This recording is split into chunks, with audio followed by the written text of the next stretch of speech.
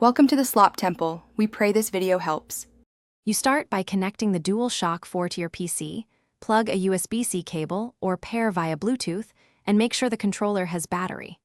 Once connected, install DS4 Windows or verify Steam's controller support is present. You need this to emulate an Xbox controller for Epic games. Also update Windows and Epic Launcher so drivers register correctly.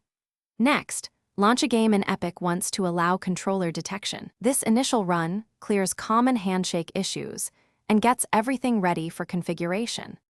Once DS4 Windows or Steam is set up, create or load a profile that maps DS4 buttons to Xbox inputs.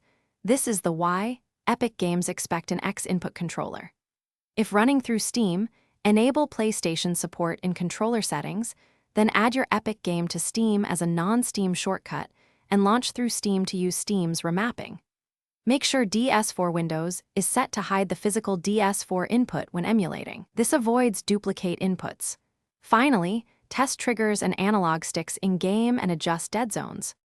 You finish by fine-tuning sensitivity and saving your DS4 Windows profile.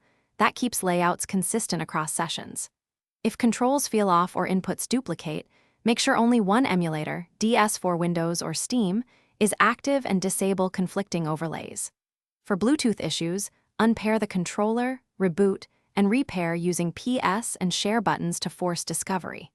If a specific game won't detect the controller, launch through Steam after adding it as a shortcut or enable native gamepad support in Epic settings.